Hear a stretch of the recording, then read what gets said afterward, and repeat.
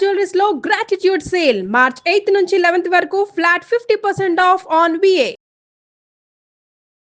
నమస్తే రమగారు. నమస్తే జయ.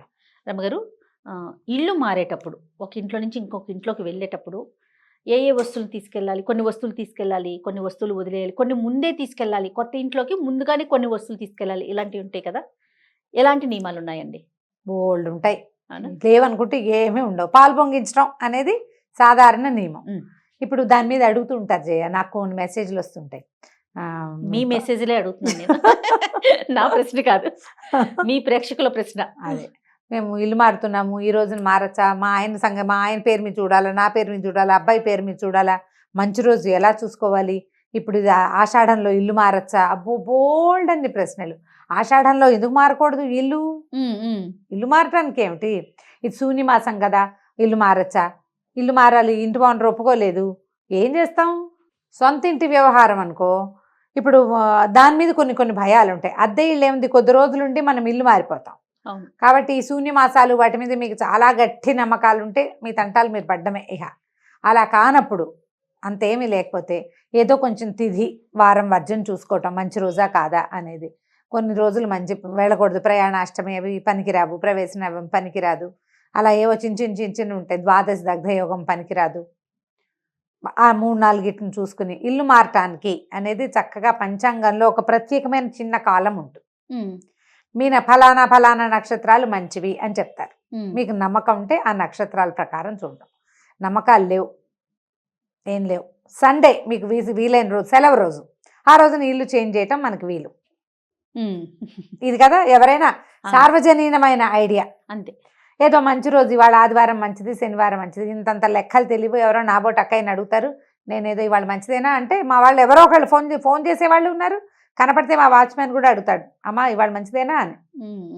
ఏదో ఆదివారం దశమి, శుక్రవారం సప్తమి, శుక్రవారం, సప్తమి ఆదివారం, దశమి ఆదివారం, అలా కాస్త సుమారుగా ఒక మాదిరిగా చూసుకుని ఇల్లు మారిపోవచ్చు. అద్దెంటికి చాలా పెద్ద పెద్ద నియమాలు అయితే నిజంగా లేవు. ఎందుకంటే ఒక తాత్కాలిక వసతి. దీని మీద ఒకవేళ మనకి తెలిసి తెలియక ఏదైనా తిథులు బాగుండక అలా అయినా కూడా ఇబ్బంది లేకుండా ఉండటం కోసమే మన వాళ్ళు ఈ పాలు పొంగించుకునే విధానాన్ని పెట్టారు. ఏ ఇండక్షనో స్టవ్వో పాలు గీళ్ళు పట్టుకెళ్ళి ఓ దేవుడి పటం పట్టుకెళ్ళి, అమ్మ నాన్న ఉంటే అమ్మ నాన్నలది మంది ఒక ఫ్యామిలీ ఫోటో పెట్టుకుని దేవుడి పటాలు పట్టుకెళ్ళి అక్కడ పెట్టుకోవటము. ఈ పాలు స్టవ్ వెలిగించి దండం పెట్టుకుని ఈ స్టవ్ వెలిగించటం, ఓ పాల గిన్నె పెట్టుకోవటం. ఆ గిన్నె పాలు పొంగినాక అయ్యో పొంగిపోతున్నాయి అనకూడదు, ఉఫ్ అని పోదకూడదు. పొంగాక ఆపేయండి. అది ఇట్లా పైకి ఇలా పొంగాక ఒక స్పూన్ పంచదార వేయండి, అది అణిగిపోతుంది.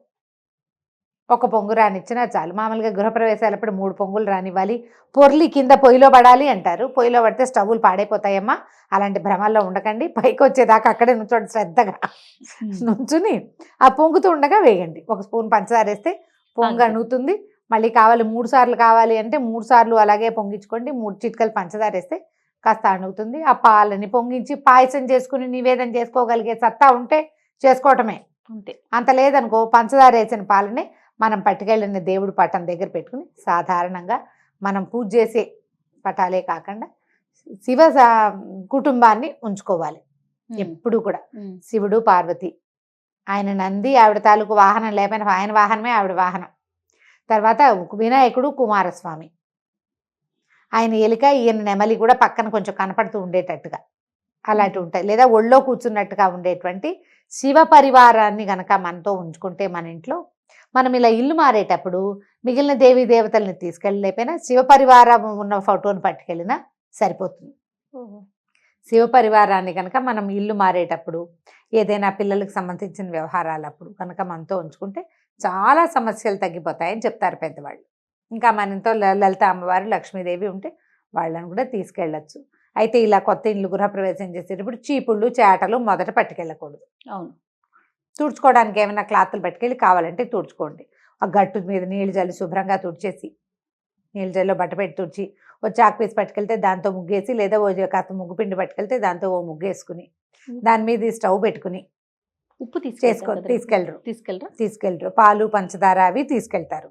పొయ్యి తీసుకెళ్ళచ్చు. అక్కడికి వెళ్ళాక పొయ్యిలు పెట్టుకోలేం కాబట్టి ఈ పని చేయొచ్చు. అయితే అద్దె ఇల్లు జ్ఞాపకం పెట్టుకుని ఇల్లు మారేటప్పుడు మనం ఇల్లు మారుతున్నాం, ఆ ఇంట్లో నుంచి ఇంట్లోకి వస్తాం కదా, పాత చీపుర్లు, పాత చాటలు, చెప్పులు, పాత సామాన్లు, ఇంకా ఎప్పుడు ఈ ఇంట్లో కూడా యూజ్ కాకుండా ఆ ఇంటికి వెళ్ళినా యూజ్ కాని వస్తువులు ఏమైనా ఉంటే వాటిని ఇక్కడ వదిలిపెట్టేయండి.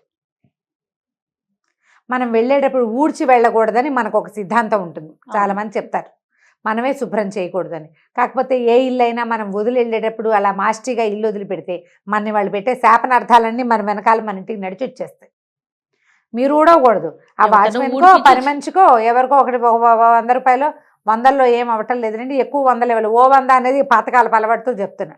ఓ 500 1000 ఇచ్చి మేము వెళ్ళిపోయాక సాయంత్రం ఇల్లంతా క్లీన్ చేసి ఈ చెత్త అంతా బయట పారేసి ఇది అమ్మేసి అవతల పారే లేదా నువ్వు తీసుకో అని వదిలిపెట్టేయండి.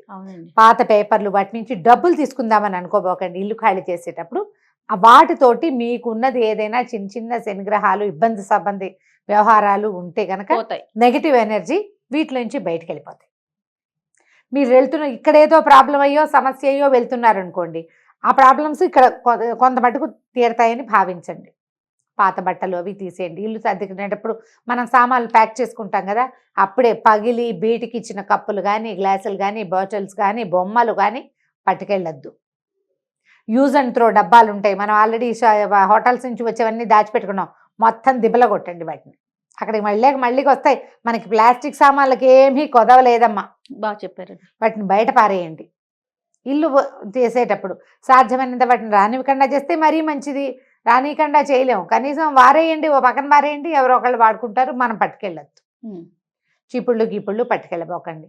అయితే రోళ్ళు రోకళ్ళు వదిలిపెట్టబోకండి. రోలు మన ఇంటికి శ్రీ మహాలక్ష్మి. సాన్ ఒకటి రోల్ ఒకటి వదలకూడదని అస్సలు వదలకూడదు. సానాలు వదిలిపెట్టకూడదు, రోలు వదిలిపెట్టకూడదు. మన రోలు రోకలి, చిన్న దంచేది, కుంకుడుకాయలు కొట్టుకునే రాళ్ళు, గంగానమ్మలు, అవునండి, అవి మనతో పాటు పట్టుకెళ్ళిపోవాలి. ఇవి మనతో పాటే ఉండాలి. మనకి నిత్యం సామాన్లు కదా, మనం వాడుకోము. పోనీ నువ్వు వాడుకోమనుకో, ఇది ఎందుకు ఇది నాకు అంటే ఎవరికైనా ఇచ్చేయి. పాత ఇంట్లో చెత్తతో పాటు వదిలిపెట్టి వెళ్ళకండి, లక్ష్మిని వదిలిపెట్టినట్టు ఇచ్చేయండి ఎవరికైనా. మేము వాడుకోవట్లేదు ఆంటీ మీకు కావాలా అని పక్కింటి ఆంటీ నాబోటి వాళ్ళు ఎవరైనా ఉంటే రోడ్లో ఒకలి ఇచ్చేసేయండి. పని మనిషి దానికి ఆసక్తిగా ఉంది, అమ్మాయికి ఇచ్చేయండి. వాచ్మెన్కి ఆసక్తిగా ఉంది, ఇచ్చేసేయండి. ఫ్రెండ్స్ ఎవరికైనా వాళ్ళకి, కొంతమందికి దంచే సరదా ఉంటుంది, నాకు భయంకరమైన దంచే సరదా చేయ, నాకు చాలా ఇష్టం. పచ్చడి బండి ఇష్టమా? పచ్చడి బండ, రోలు అవి ఉంటే అవి నేను అసలు ఎక్కడైనా రోడ్డు మీద కనిపిస్తే నేను వాటికేసే చూస్తూ ఉంటాను. మా వారు స్పీడ్గా లాగేస్తారు కార్, మళ్ళీ కొందామంటానని. ఎన్ని కొనుక్కుంటారు? ఎన్ని రోజులైనా ఇష్టమేనా? నాకు కొన్ని వస్తువులు ఇష్టం అంతే చేయ. ఎంత ముద్దుగా ఉందో రోలు, ఒక ఇంటికి ఒక రోల్ చాలు. చాలా అయితే ఏమిటి, చూడ్డానికి ఏమిటి, చూడ్డానికి నున్నగా ఉంటాయి రోళ్ళు, బాగుంటాయి చక్కగా. అదే దంచేవి 2-3 రకాలు ఉన్నాయి నా దగ్గర, చూసుకుని ఆనందించుకోవడం కొంచెం ఇష్టంగా ఉంటుంది. ఒక్కొక్కరికి ఒక్కొక్కటి ఉంటుంది. ఈసారి నేను చెన్నై వెళ్ళినప్పుడు మీకు ఇంకొక రోల్ తెచ్చిస్తాను. నున్నగా ఉండాలి, అవి చేయలేరా? ఆ పనులు రావు, అవి అలవాటు ఉండాలి కదా, ప్రాక్టీస్ ఉండాలి. అంటే చూడడానికి దాని మీద సరదా లేదా? నాకు రోలే సరదా. అంటే చిన్నప్పటి నుంచి వీటిని చూడటం వల్ల నాకు నున్నగా ఉన్న రోల్ చూస్తే ఆ ఇంటి వాళ్ళ పనితనం మీద ముచ్చటగా ఉంటుంది. నీకు అర్థమైందా? నువ్వు ఇందాక నుంచి నాకు పాయింట్ కాలేదు, నాకు తెలియలా. నీకు ఒక ఇంట్లో రోలు నున్నగా ఉందంటే వాళ్ళు రోజు వాడుతున్నారని అర్థం. వాళ్ళు పనిమంతులు, చక్కగా మిక్సీలు అలాంటివి వాడకుండా రోజు దీంట్లో పని చేస్తున్నారు. వాళ్ళు ఎంత హెల్దీగా ఉంటారు. ఎన్ని పాయింట్లు ఉన్నాయి దాంట్లో. సూపర్, బాగుంటాయి సరదాగా. మీరు ఇలాంటివి చేయబోకండి. ఎక్కడికైనా ఇంటికి వెళ్ళేటప్పుడు ముందే ఎక్కడెక్కడ మేకులు కొట్టుకోవచ్చు, ఏ వస్తువు ఎక్కడ పెట్టాలి అని ఒక అవగాహనతోటి తీసుకోండి ఇల్లు.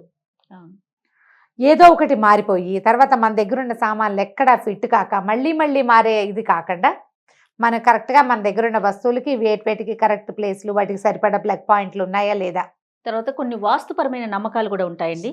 వన్స్ వెళ్ళిపోయిన తర్వాత ఒక 2-3 రోజుల్లోనే మళ్ళీ బాధ వస్తుంది. అయ్యో తప్పుగా చూసుకున్నామా, మళ్ళీ కరెక్ట్ గా చూసుకోలేదని. అవన్నీ కూడా ముందే చూసుకుంటే అద్దె తీసుకునేటప్పుడే ఇల్లు కొంచెం ఆలోచించుకుని ఇక్కడ ఈ వస్తువులు ఫిట్ అవుతాయి, ఇక్కడ ప్లగ్ పాయింట్లు కావాలి, ఇక్కడ వాస్తు సరిగా లేదు, ఈ పాయింట్ మనకి సెట్ కాదు, ఈ దిక్కు నాకు సూట్ అవుతుందా అవదా. నాకు అంటే ఆడవాళ్ళకి అనుకోద్దమ్మా, ఎప్పుడు కూడా యజమాని భర్త, హస్బెండ్, ఒకవేళ మీరే ఎర్నింగ్ పర్సన్ అయినప్పటికీ కూడా ఇంటి పేరుది అతనిదే గోత్రం, అతనిదే ఇంటి పేరు నడుస్తుంది కాబట్టి భర్తలకే చూసుకోవాలి. దీని మీద ఎటువంటి వాదోపవాదాలకి తావులేదు.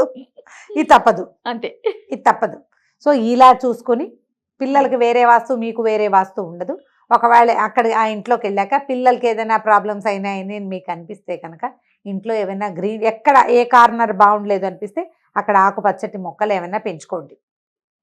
తప్పనిసరి అర్జెంటుగా వెళ్ళిపోవాల్సి వస్తుంది, ఏదో ఒక ఇల్లు తీసుకుంటాం, దాంట్లో వాస్తుపరమైన ఇబ్బందులు ఉంటే అక్కడ ఒక దేవతా ప్రతిమని పెట్టుకోవటము, ఒక పటం పెట్టుకోవటము, ఒక చిన్న మొక్క పెట్టుకోవటము, ఒక చక్క బిందె ఇత్తడి బిందె పెట్టి దాని నిండా నీళ్లు నింపి పెట్టడము, తరచుగా నీళ్లు మార్చేస్తూ అలా కూడా పెట్టుకోవచ్చు. పూర్ణ కుంభం నిండు కుండతో నీళ్లు, మట్టిది కాకుండా ఇత్తడి అలాంటి పాత్ర ఏదైనా కూడా అలా పెట్టుకోవచ్చు. గిన్నె కాదు, నోరు తెరుచుకుని ఉండకూడదు, ఇట్లా చెంబులా ఉండాలన్నమాట, మూతి చిన్నది ఉండాలి. మూతి చిన్నది ఉండాలి. అలా పెట్టుకుంటే కనుక ఇలాంటి సమస్యలు కొంచెం తగ్గుముఖం పడతాయి.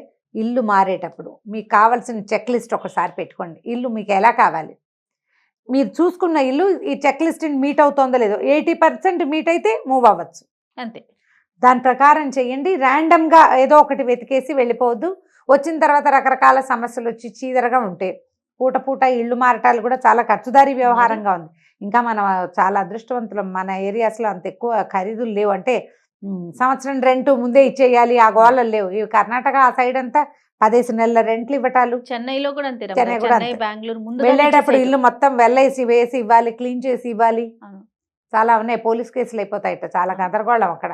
మనకు అలా లేదు. కానీ కాకపోతే మీరు ఒకటి జ్ఞాపకం పెట్టుకోండి, మనం ఒక ఇంట్లో నుంచి ఇంకో ఇంట్లోకి మారాం, ఈ ఇల్లు మనది కాదు అనే భావంతో ఇష్టారాజ్యంగా గీతలు కొట్టేయటము, మేకులు కొట్టేయటము, ఇల్లు పాడు చేయటము, శుభ్రంగా ఉంచుకోకపోవటము, ఇలాంటి ప్రవర్తన మాత్రం చేయబోకండి. ఎందుకంటే ఎప్పుడో ఒకప్పుడు జీవితంలో మీకు కూడా సొంత గూడు ఏర్పడాలి. ఒక సొంత గూడు ఏర్పడాలని ప్రతి మనిషి కోరుకుంటాడు. ప్రతి గృహస్థు, ప్రతి ఇంటి వాడికి ఓన్ ప్లేస్ కావాలనే ఉంటుంది. మీకు ఒక ఓన్ ప్లేస్ కావాలంటే మీరు ఉన్న ప్లేస్ని ఓన్ చేసుకునే ప్రవర్తన కనుక మీ దగ్గర ఉంటే మీకు గాడ్ గుడ్ ఓన్ ప్లేస్ ఇస్తాడట.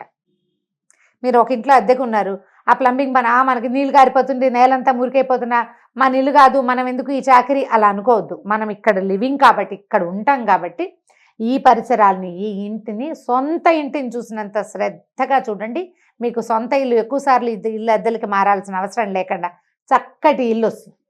సూపర్ రమ్మగారు. ఈ ఐడియా టాపిక్ లో వ్యాలిడ్ పాయింట్ నాకు బాగా నచ్చిన, కనెక్ట్ అయిన పాయింట్ అండి.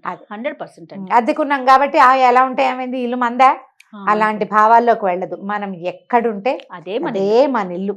పక్షులు గూళ్ళని ఎట్లా అల్లుకుంటాయి, ఒక పిల్లలు వేరగంగానే వదిలేస్తాయి. కానీ ఎంత శ్రద్ధగా చేస్తాయి, అంత శ్రద్ధగా కనుక చేస్తే మీకు పదే మారాల్సిన అవసరం లేకుండా ఆ భగవంతుడు మంచి ఇంటిని ఇస్తాడు. మీ కర్మ అక్కడ అంటే సొంత ఇంటికి ఎంత సేవ చేస్తామో అద్దెంటికి కూడా అంత సేవ చేయాలి. అంతే. అప్పుడు ఏ సేవ చేయక్కర్లేని సొంత ఇల్లు వస్తుంది మనకి కదా. బాగా చక్కగా శ్రద్ధగా ఒక చెక్ లిస్ట్ చేసుకోండి. దీన్ని బట్టి లిస్ట్ మీట్ అయితే ప్లాన్ చేసుకుని ఇల్లు మారిపోండి. కాస్త మంచి రోజు సుమారుగా చూసుకోండి. కుదరకపోతే ఓ దేవుడి పట్టం పెట్టుకోండి. సూపర్ రమ్మ గారు. నమస్తే. నమస్తే.